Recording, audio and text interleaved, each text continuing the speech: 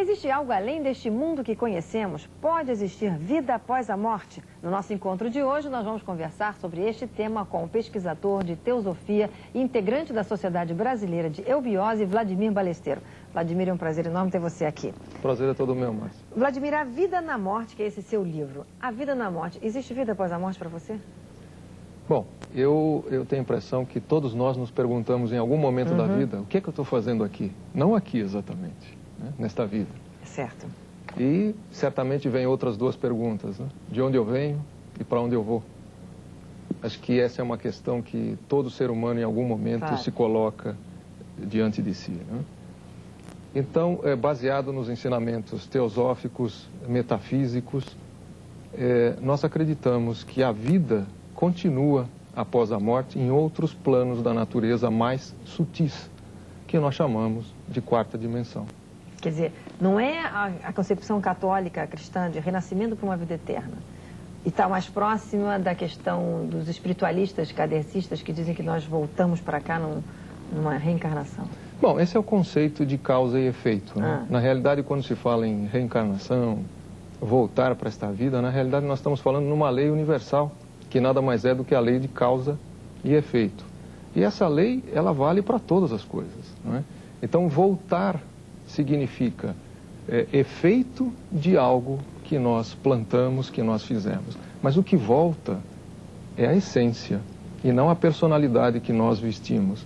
Você veste agora a personalidade de Márcia Peltier. Eu visto a personalidade de Vladimir Ballesteros. É uma roupa isto.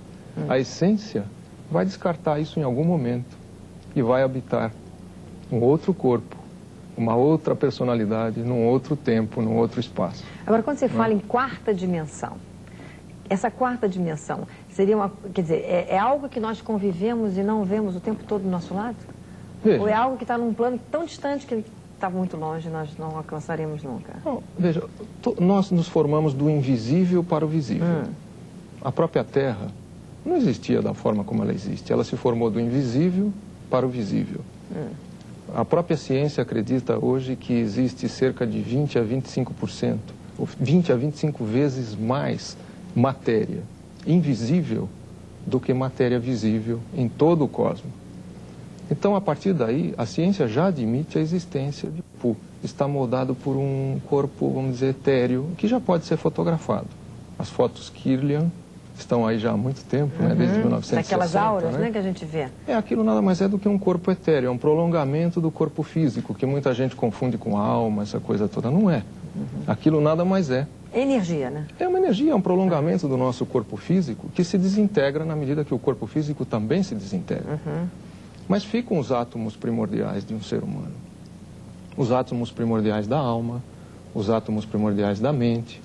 E essas coisas é que integram a essência de um ser humano que volta numa outra roupa, numa outra personalidade. Mas que antes vai para essa dimensão paralela. Vai para uma dimensão paralela para se despotencializar em termos de matéria. Vamos assim, jogar fora tudo aquilo que nós passamos numa determinada vida, que nada mais é do que uma página de um livro.